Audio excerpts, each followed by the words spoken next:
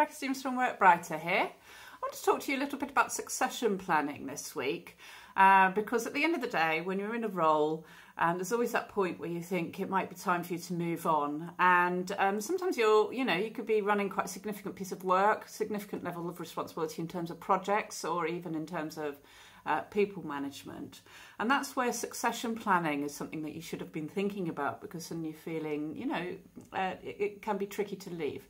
So there are really 5 key things in terms of succession planning. Think about it early, first off, and really, encourage the talent in your team. Try to work out who might have the qualities and the drive and the motivation. So first off, encourage the talent in your team. Don't feel threatened by people who are really good and who potentially may even with development be better than you in the role. Secondly, identify what their motivations are, because you really need to understand, what makes them tick.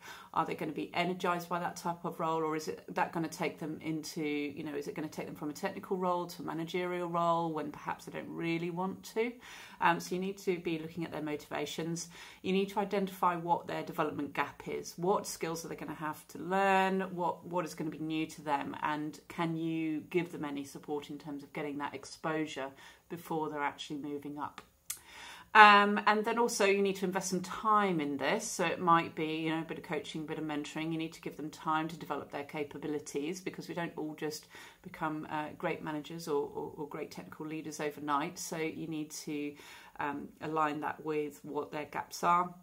And then finally, really try to understand what their long-term career goals are.